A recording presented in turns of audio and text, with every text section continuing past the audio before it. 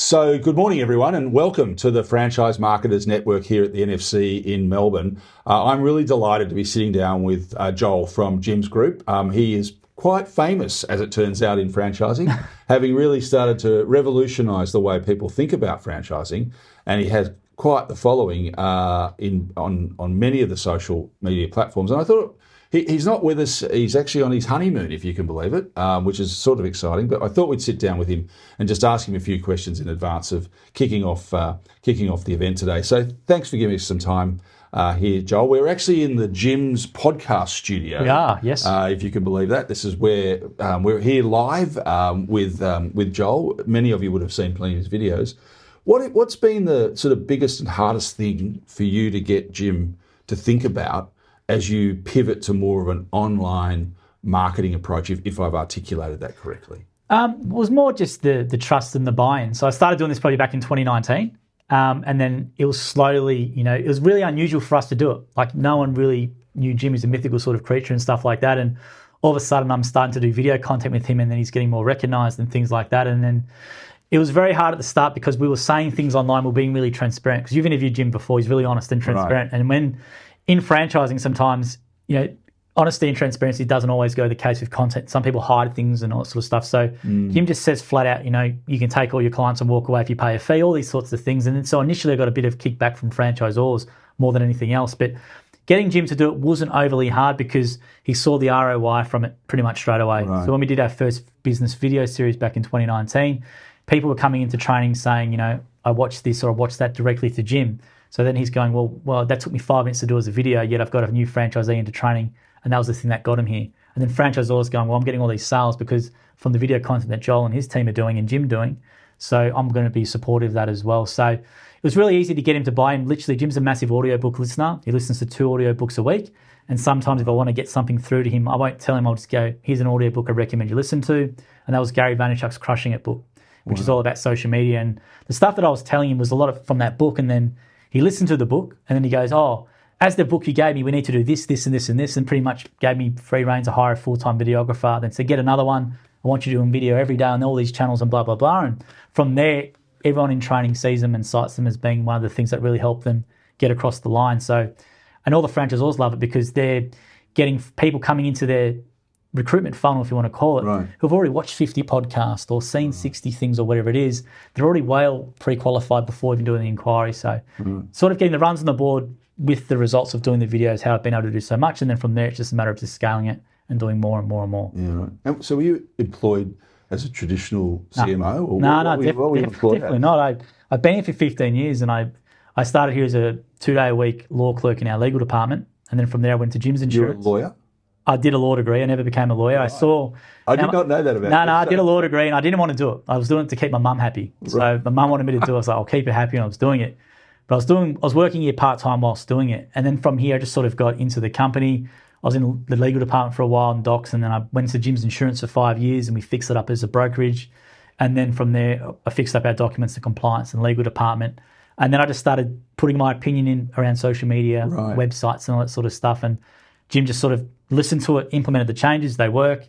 Then all of the next thing you know, I'm running marketing. And I didn't have a marketing background or interest in it. But the thing, what I've always done in Jim's is where does the business need to improve and what can I do and help it? Right. So that was Jim's Insurance back in the day when our brokerage was not good at all, and we fixed that up. And then we had our documents and compliance system was not automated. We've automated that. And then we had no real marketing footprint as a Jim's Group brand or Jim his personal brand or even Jim's Mowing really. So getting involved with that because that's what the business needed was where I went. But I don't think of myself as a traditional marketer, but I sort of fell into that sort of role at the moment. Interesting. But no formal training? No formal training, no. Wow. No. And that is... That might sound very responsible on Jim's part, but it's worked out for him. So, but no formal training at all, no. No, he seems like someone that would hire from the heart. He comes across, obviously, sometimes pretty aggressive, and the conversations I've had with him, you don't die wondering what he's thinking. Well, I will say you do extremely well with him. I've never seen a man do so well with Jim as an external party, so you do really well. Well, thanks for saying that. That's very much appreciated.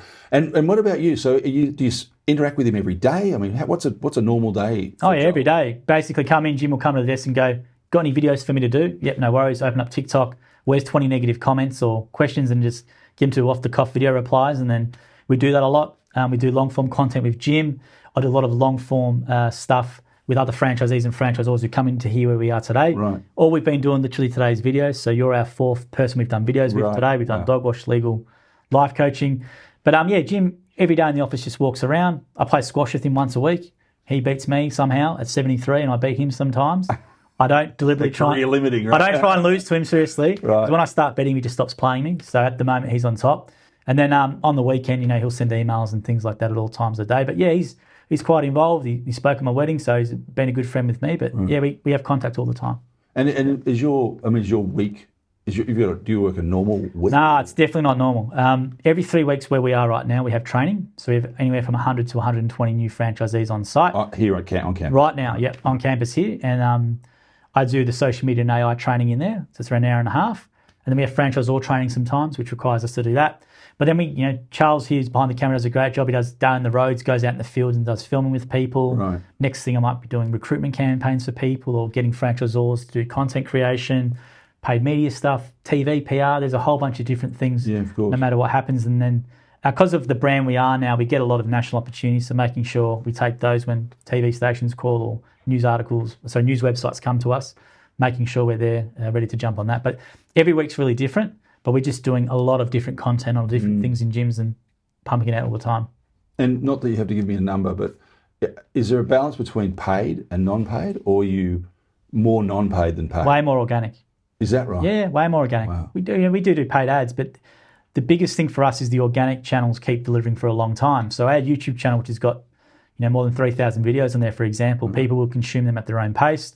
The great thing with YouTube is that when you stay in something for long enough, it's going to start recommending you more from that channel, right? Right. So when we get people watching our YouTube content, which is all the organic stuff, and they watch it for 40 minutes or 30 minutes, they keep getting served all the other podcasts and content we do, and that stuff then educates them over a period of time, then they become a franchisee. We do paid ads just to get the thing that plants the seed, but then people are cluey now. They go do their own investigation in Google. ChatGPT is becoming a big use case. Right. People go to Reddit forums now and search about your franchise. Yep. So we do so much content as well to try and counteract any negative stuff that's in forums and stuff, which is not true. But people do trust opinions on the internet a lot.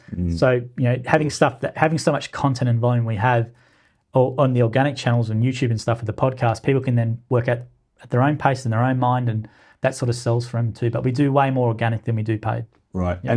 And is there a differentiation between that process where you're recruiting for franchisees versus advertising the services? For work leads. Yeah, definitely. Work leads. Yeah, definitely is, yeah. So work lead advertising our franchisors are responsible for.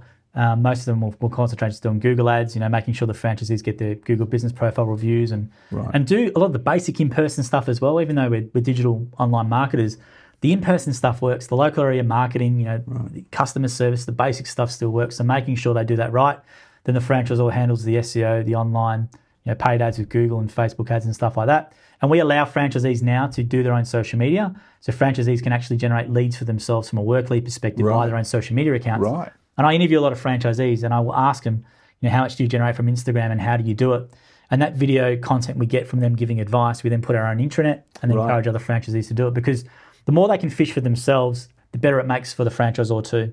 So we have franchisees now who can generate work from Facebook groups, Instagram, TikTok as a franchisee, and we do encourage them. And are you training them in that? They're coming here? Yeah, literally today. So my session is social media and AI. It goes for 90 minutes. And I literally try and give as much knowledge as I can in that time. And then we have this is to a room of franchisees. New franchisees. Yep. So 100 people today, lecture theatre. Yep. Onboarding. They're going whichever channel they're going now, wherever they're going. So all the divisions coming for 2-day generic. So there could be someone from life coaching, bookkeeping, dog wash, whatever. They all do the same training. So we do a 90-minute session then showing how they can use social media to generate work for themselves, how they can use AI to help them with emails and quotes and things like that. And then from there, we have an intranet which has got all the podcast interviews I do with franchisees. Right. But what we do is we clip up the specific advice for topics. So on our intranet, we have how to convert clients into a regular customer, how do you upsell, how do you do this? And when they click in that section, they have 2-minute, 3-minute, 4-minute stuff from the franchisees telling them, not from me or from Jim or whoever. So they have all that advice there from him too. So quite often now when Jim gets emails from franchisees, I don't have enough work or whatever the issue is, Jim just says, watch these 6 videos or watch this and that, and they're learning from other franchisees. So that's how we do it. Incredible. Yeah. I mean, this has been a short sort of masterclass on the insights of Joel. We really appreciate you giving us your time. It's a shame you couldn't be with us.